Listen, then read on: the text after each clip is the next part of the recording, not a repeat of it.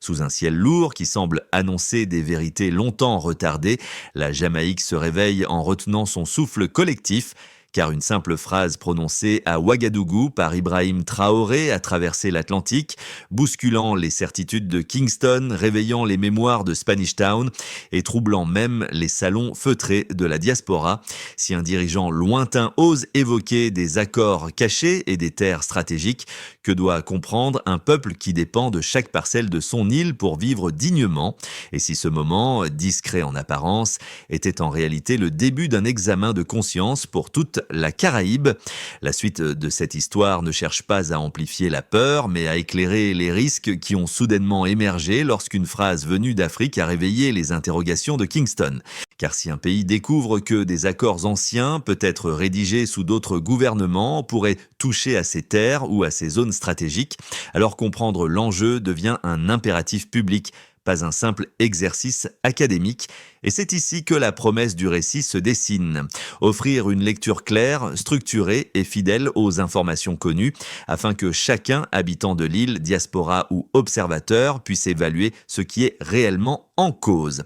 À ce moment-là, une question subtile surgit, et si les premiers documents redoutés n'étaient que la surface d'un problème plus profond, car la Jamaïque ne fait pas face seulement à des interrogations politiques, mais à un test de confiance nationale qui traverse les générations.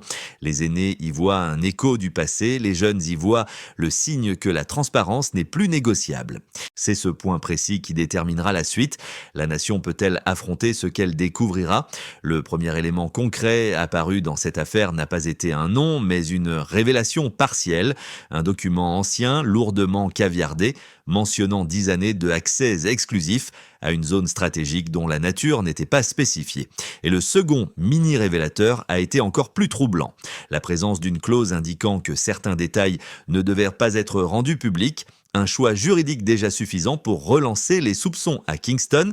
Lorsque ces fragments ont émergé, un enchaînement de causes et d'effets s'est mis en place presque automatiquement. Car si un accord passé sous un gouvernement précédent revient soudain dans la lumière, c'est généralement parce que quelqu'un, quelque part, a jugé que le moment était venu de questionner ses implications. Et c'est précisément ce qui s'est produit lorsque les propos d'Ibrahim Traoré, pourtant sans référence directe à la Jamaïque, ont résonné comme un miroir involontaire pour un pays habitué aux zones d'ombre administratives. Les rédactions de Kingston ont alors lancé leur première vérification. Quelles administrations avaient traité ces documents? Pourquoi l'année était-elle effacée? Pourquoi le secteur concerné n'était-il pas mentionné? Les journalistes cherchaient moins la polémique qu'un minimum de cohérence, mais chaque porte entr'ouverte semblait conduire à un couloir plus obscur encore. Puis le second fil causal s'est activé. L'ancienneté du document a poussé d'anciens fonctionnaires à reconnaître sous anonymat que certains mémorandums avaient été maintenus hors du registre public pour des raisons stratégiques. Ils n'ont pas donné de détails, ils n'avaient même pas besoin d'en donner. Dans un contexte où la notion de souveraineté est centrale, cette simple admission a suffi à transformer la curiosité initiale en inquiétude légitime. Enfin, la réaction de la diaspora a fermé la boucle. Des aînés ayant vécu d'autres périodes d'opacité institutionnelle ont perçu dans ces fragments redoutés un schéma trop familier dès que les terres, les archives ou les contrats disparaissent derrière des clauses. Les questions émergent plus vite que les réponses. Ainsi, le contexte n'était plus seulement une série d'interrogations, c'était un mécanisme entier qui se mettait en mouvement. Pour comprendre la progression du trouble jamaïcain, il faut adopter le regard calme d'un observateur analytique, celui qui avance lentement dans les faits, sans déductions inutiles, en notant seulement ce qui s'est réellement manifesté à mesure que les réactions se multipliaient. Le premier cas révélateur fut celui d'un petit groupe de parlementaires qui, après la publication du document caviardé, demanda une révision confidentielle de toutes les ententes étrangères des 15 ou 20 dernières années. Leur requête, modérée dans la forme, montrait pourtant qu'une inquiétude interne existait déjà, suffisamment forte pour nécessiter un contrôle discret. Le deuxième cas marquant est venu d'anciens fonctionnaires qui, interrogés hors micro, ont laissé entendre que certains mémorandum avait été conservé hors des registres publics pour raisons stratégiques. Ils n'ont pas précisé de date, ni de secteur, ni de responsabilité, mais dans un pays où les souvenirs d'opacité sont encore récents, ce type d'allusion suffit à faire basculer la perception collective. Les journalistes, eux, ont alors commencé à comparer les déclarations officielles avec les fragments fuités, constatant que certains silences institutionnels créaient davantage de questions que de certitudes. Ces premiers mouvements ont produit un effet mesurable. Les aînés dans la diaspora, comme sur l'île, ont ressenti un malaise familier, celui qui naît lorsque les archives semblent avancer plus lentement que les soupçons. Le phénomène n'était pas encore politique, il était humain, profondément humain, nourri par des décennies de prudence face aux arrangements confidentiels. Et dans cette phase initiale, une idée simple commençait à circuler. La confiance dépend de ce que l'on dévoile. Le déclencheur fut presque invisible. Une simple phrase prononcée au Burkina Faso, sans référence directe à la Jamaïque, mais porteuse d'une charge symbolique qui traversa les frontières plus vite que n'importe quelle dépêche officielle. Elle évoquait des îles soumises à des pressions extérieures et des accords dissimulés au public. Et lorsque ces mots d'Ibrahim Traoré parvinrent jusqu'aux radios matinales de Kingston, ils ne créèrent pas un choc immédiat, mais un frémissement profond, comme si l'île reconnaissait dans cette mise en garde un écho de ses propres failles administratives. Le premier effet concret apparut quelques heures plus tard. Un quotidien de Kingston annonça avoir reçu un document ancien, massivement caviardé, mentionnant un accès exclusif de 10 ans à une zone stratégique, sans date visible, sans secteur défini, sans identité d'acteur. La publication était prudente, mais elle suffisait, car dès qu'un fragment surgit hors du noir bureaucratique, l'attention publique s'aiguise, les lecteurs y virent moins une accusation qu'une interpellation. Si un texte cache autant de lignes, qu'essaie-t-on de protéger ? Ce fut alors que la situation monta vers son point culminant. Le Parlement, déjà secoué par des murmures internes, vit naître une demande de révision confidentielle des accords signés au cours des 15 ou 20 dernières années. Une demande rare, une demande qui, par sa seule existence, alimenta les suspicions extérieures. Dans les couloirs, les déclarations prudentes se succédaient, certains élus parlèrent de simple routine, d'autres appelaient à la clarté. Les journalistes, eux, observaient les incohérences. Les réponses des ministères semblaient trop nettes ou trop brèves, comme si chaque phrase retenait ce qu'elle aurait voulu expliquer. Puis l'onde de choc se déplaça vers un autre foyer, la diaspora. Aux États-Unis, des aînés afro-descendants reconnurent immédiatement le schéma. Ils se souvenaient des périodes où des ententes avaient été conclues sans consultation, où les communautés apprenaient des décisions importantes trop tard pour réagir. Les discussions prirent un ton inquiet. Les églises s'emparèrent du sujet lors des services du milieu de semaine. Des anciens répétèrent une idée simple.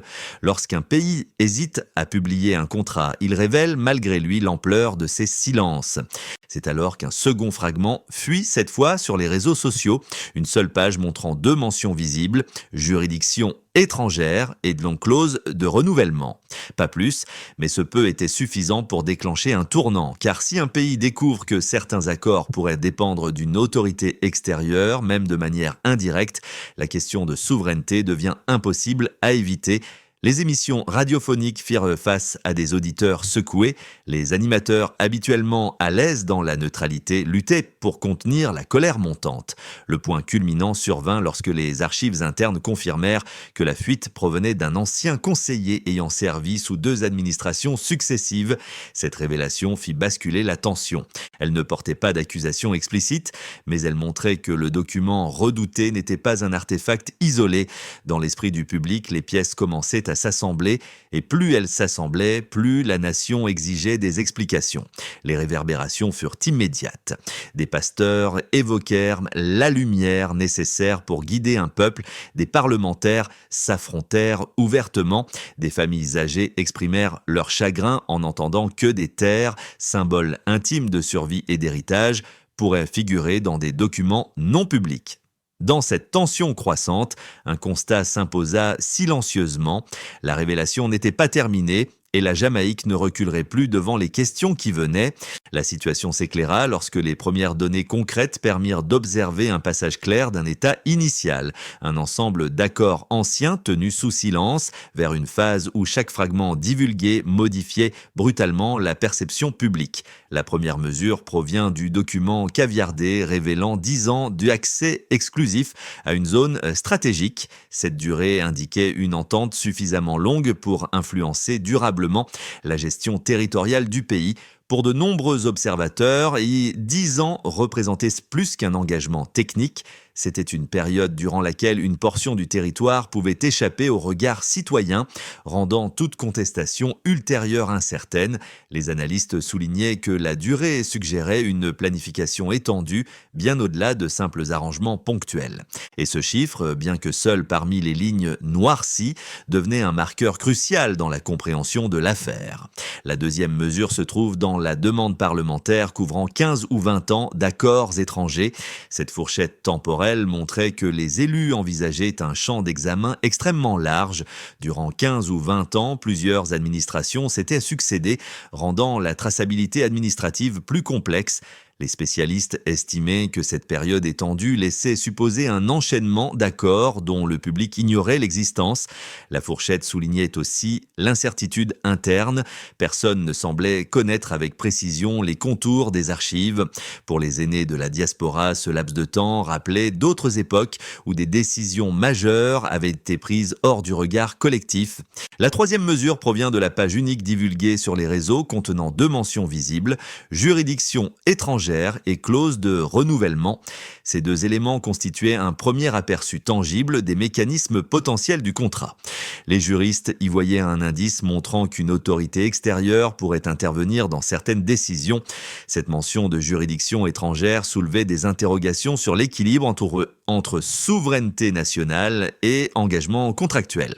Quant à la clause de renouvellement, elle indiquait que l'accord pouvait dépasser sa période initiale sans examen public. Ces 2 indices suffisaient à alimenter des heures de débat dans les studios de radio et les assemblées locales. Et plus ces indices étaient discutés, plus le besoin de transparence devenait central dans la conversation nationale. À partir de ces 3 mesures, le rapport entre données et réactions devint évident. Le public comprenait désormais que l'enjeu n'était pas seulement politique, mais structurel. Les fragments chiffrés, bien que limités, révélaient la présence possible d'une architecture contractuelle que personne n'avait anticipée. Cette convergence entre durée longue, demande parlementaire étendue et indices juridiques créait un paysage nouveau, non plus celui d'un soupçon isolé, mais d'un système nécessitant une relecture complète.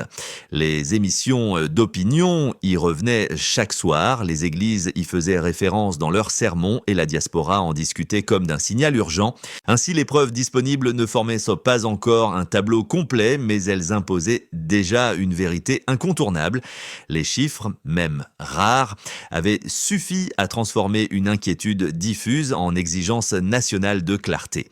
Le premier courant d'argumentation, souvent avancé dans les milieux administratifs et économiques, défend l'idée que certains accords stratégiques nécessitent un degré élevé de confidentialité.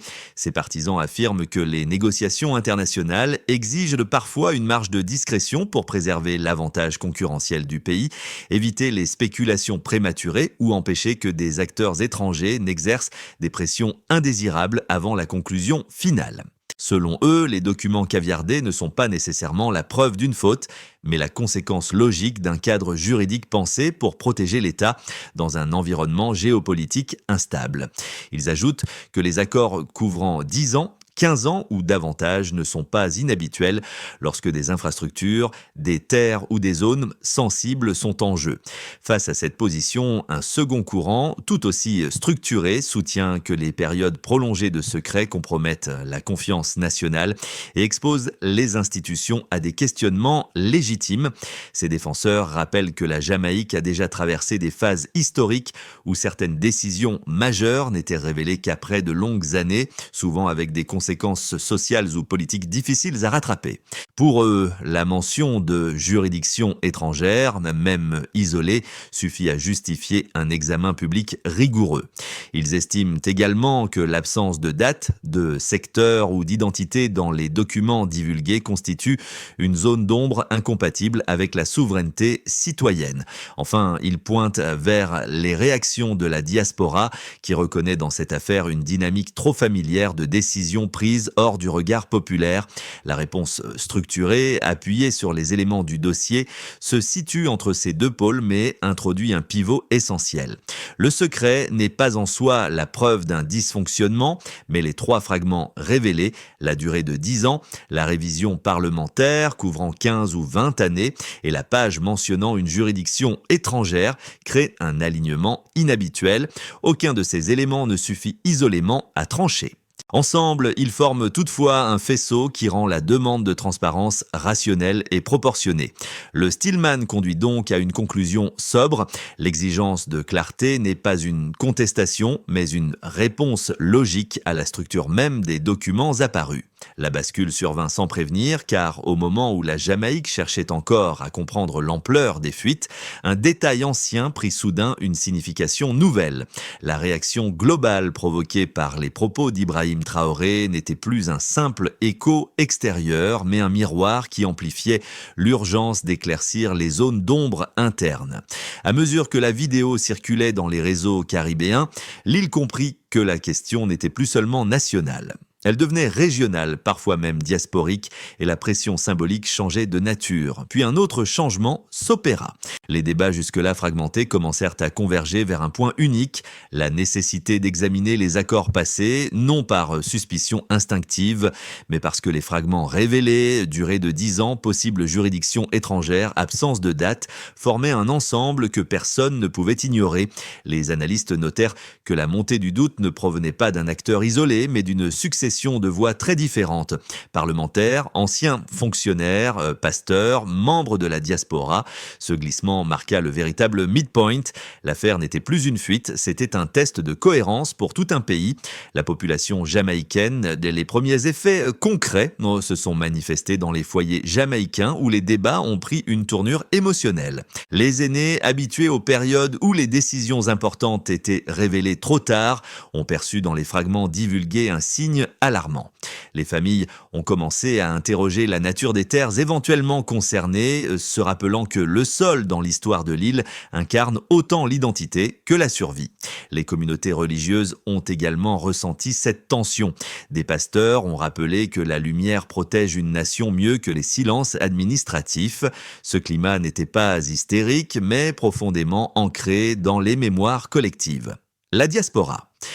Dans la diaspora afro-descendante, particulièrement aux États-Unis, l'affaire a éveillé des souvenirs douloureux liés à d'anciennes décisions prises sans consultation publique. Les aînés ont reconnu un schéma qu'ils avaient vécu ailleurs, des documents tenus hors de portée, des clauses ambiguës et des contrats que personne ne comprenait entièrement. Les discussions dans les centres communautaires, les églises ou les associations culturelles ont rapidement mis en avant l'idée que la Jamaïque devait éviter les erreurs commises dans d'autres villes ou nations. Les débats se sont intensifiés lorsque la vidéo d'Ibrahim Traoré a resurgi dans les groupes en ligne, rappelant la dimension transatlantique du questionnement. Les institutions et les décideurs. Au sein des structures politiques, l'affaire a révélé des tensions silencieuses. La demande de révision couvrant 15 ou 20 années d'accord a mis en évidence un manque de certitude interne. Plusieurs administrations successives semblaient ne pas disposer de la même vision des archives. Les ministères ont émis des déclarations prudentes, souvent courtes, parfois trop vagues pour apaiser les inquiétudes. Certains élus ont demandé plus de clarté, tandis que d'autres ont défendu la confidentialité nécessaire aux ententes stratégiques, Malgré ces positions divergentes, un point commun est apparu, l'impossibilité de revenir au silence initial. La région et les observateurs extérieurs dans les Caraïbes, les réactions ont été mêlées. Certains pays craignaient que l'affaire ne crée un précédent en matière de transparence, tandis que d'autres y voyaient une opportunité pour renforcer les pratiques institutionnelles. Les médias africains ont suivi l'évolution avec attention, relevant les parallèles entre cette affaire et d'autres situations vécues sur le continent. Des observateurs européens et nord-américains ont présenté le cas jamaïcain comme un exemple de tension entre souveraineté et accords internationaux. Le regain d'attention mondiale a transformé une affaire domestique en un point de réflexion régionale sur la gouvernance.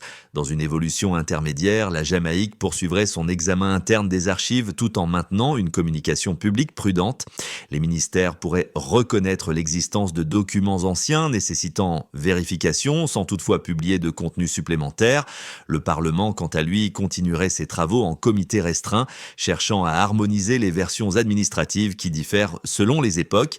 Les églises, la diaspora et certains médias garderaient le ton critique mais mesuré, attendant un signal clair du gouvernement. Ce scénario n'apporterait pas de résolution immédiate, mais stabiliserait la situation sans l'éteindre. Dans une voie plus constructive, les autorités jamaïcaines décideraient d'ouvrir publiquement une partie des accords concernés, peut-être en publiant des extraits contextualisés ou en présentant une synthèse des éléments non sensibles. Les parlementaires renforceront alors l'idée que la transparence sert l'intérêt souverain et non l'opposition politique. Les communautés religieuses et diasporiques salueraient ce geste comme une étape essentielle pour établir la confiance. Les médias régionaux valoriseraient cette orientation comme un exemple pour d'autres nations confrontées à des archives opaques. Dans ce scénario, l'île transformerait une inquiétude initiale en opportunité de réforme. Dans l'hypothèse la plus tendue, aucune communication significative ne serait fournie pendant plusieurs mois, laissant les spéculations s'installer.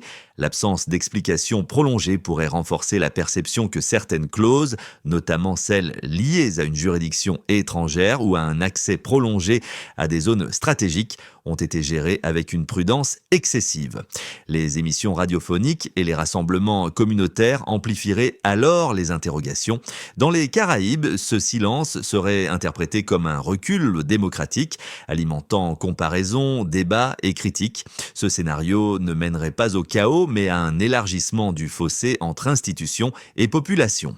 Dans cette affaire, la question la plus utile n'est peut-être pas ce qui doit arriver, mais comment un pays choisit d'aborder les zones d'ombre lorsqu'elles ressurgissent, avec réserve, avec ouverture ou avec transformation systémique. Pour habitants de l'île, pour ceux qui vivent en Jamaïque, cette affaire n'a jamais été une simple curiosité médiatique. Elle a réveillé un sentiment ancien, celui de voir des décisions cruciales émerger trop tard pour être comprises. Les familles, surtout les aînés, ont ressenti une inquiétude silencieuse liée à la question des terres, car chaque fragment d'information touche directement l'idée d'héritage, de sécurité et de dignité. Les discussions dans les villages et les quartiers ont montré que la priorité n'était pas la polémique, mais la compréhension honnête des faits. Une idée discrète circule, suivre l'évolution sans se laisser entraîner par les émotions immédiates. Pour diaspora caribéenne et afrodescendante dans la diaspora, cette affaire agit comme un miroir de souvenirs encore sensibles. Les aînés qui ont connu d'autres contextes de décisions opaques reconnaissent les signes avant-coureurs et rappellent aux jeunes générations la valeur de la vigilance collective. Les échanges en ligne révèlent un désir profond de soutenir l'île sans alimenter les spéculations. Beaucoup insistent sur la nécessité de préserver le dialogue entre Jamaïcains de l'île et Jamaïcains de l'étranger afin que chacun participe à la recherche de clarté sans polarisation inutile. L'enjeu n'est pas la distance géographique, mais la continuité de la mémoire.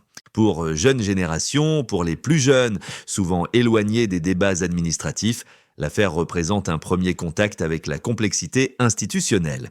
Il découvre comment les archives, les clauses contractuelles et les silences officiels peuvent influencer la perception d'un pays. Sur les réseaux sociaux, leur impatience se mêle à une volonté de comprendre, non de juger trop vite. Certains groupes étudiants évoquent la nécessité de mieux connaître l'histoire des accords passés afin d'éviter de répéter des erreurs déjà documentées. Leur Goa I Nenang Wang Jen Viek apprendre avant d'accuser. La première étape consisterait à établir un inventaire structuré des documents mentionnés dans les divers échanges publics sans en révéler le contenu sensible. Un petit groupe de juristes indépendants pourrait vérifier les dates, les clauses visibles et les zones encore caviardées. Leur mission serait limitée mais essentielle, confirmer ce qui existe réellement et ce qui n'est que spéculation. La mesure de réussite serait simple, produire une liste vérifiable sans contradiction interne. La deuxième étape impliquerait une consultation publique ciblée. Les autorités pourraient tenir des sessions ouvertes avec des représentants des églises, des associations d'aînés, des universitaires et de la diaspora. L'objectif ne serait pas de discuter des détails contractuels, mais d'évaluer les inquiétudes réelles exprimées depuis la diffusion des propos d'Ibrahim Traoré. Cette approche permettrait de replacer les réactions dans un cadre concret. Le résultat attendu se mesurerait à la cohérence entre préoccupations citoyennes et données disponibles. La troisième étape viserait à comparer les fragments de documents avec les pratiques standards et des ententes internationales. Des experts en gouvernance pourraient examiner si les mentions juridiction étrangère, clause de renouvellement, correspondent à des formulations courantes ou à des exceptions. La réussite de cette phase dépendrait de la capacité à clarifier ce qui relève des usages habituels et ce qui s'en écarte. Une quatrième étape pourrait être envisagée, établir un protocole de transparence progressive pour les futurs accords. Sans compromettre la sécurité nationale, il serait possible d'inclure des exigences minimales de communication publique. Les institutions évalueraient alors la portée de ces engagements par des revues annuelles. Enfin, une dernière étape transversale viserait à renforcer la mémoire institutionnelle, car l'affaire a montré que les divergences entre administrations successives compliquent l'accès à la vérité. Une amélioration serait mesurable si les archives devenaient plus cohérentes d'une décennie à l'autre. Dans cette phase finale, le récit retrouve l'observateur analytique apparu plus tôt, celui qui avançait lentement parmi les fragments dispersés. Son rôle n'était jamais de juger, mais de regarder chaque détail tel qu'il surgissait. La durée de 10 ans, la page à 2 mentions, la demande couvrant 2 décennies. À mesure que les voix de la diaspora et de l'île se croisaient, il comprenait que l'enjeu dépassait les documents eux-mêmes. Ce qui comptait vraiment, c'était la manière dont une nation affrontait ses zones d'ombre quand elle revenait à la surface. L'écho lointain des propos d'Ibrahim Traoré a accompagné cette prise de conscience. Non pas comme une accusation, mais comme un signal qui obligeait à lever les yeux vers un horizon plus large. Les aînés, les jeunes et les institutions ont alors compris qu'ils se trouvaient au même point, celui où la vérité, même fragmentaire, demande une réponse commune. Et dans ce lieu fragile mais essentiel, l'observateur analytique ne voyait plus des acteurs dispersés, mais un pays cherchant à ajuster son regard. La clarté est toujours un acte de courage. Dans le calme qui suit les grandes secousses, il reste souvent un espace où les voix peuvent enfin se rejoindre. Cet espace, la Jamaïque, comme sa diaspora, l'occupe déjà en cherchant à comprendre ce que ces fragments de documents disent réellement d'un pays et de sa mémoire collective. Les églises, les familles, les jeunes et les anciens partagent désormais un même besoin, que les décisions influençant la terre, l'héritage et la confiance publique soient regardées avec attention. Il ne s'agit pas de désigner des coupables, ni de dramatiser plus que nécessaire, mais de reconnaître que la conversation qui s'est ouverte appartient à chacun. Les journalistes continueront d'examiner les faits, les anciens garderont en mémoire les moments où la prudence citoyenne a été une force, les jeunes poseront des questions nouvelles, parfois inattendues, mais essentielles. Et peut-être que cette affaire deviendra, avec le temps, une occasion de renforcer le lien entre ceux qui vivent sur l'île et ceux qui la portent encore dans leur cœur. Selon vous, quelle forme de transparence serait juste pour l'avenir de la Jamaïque ?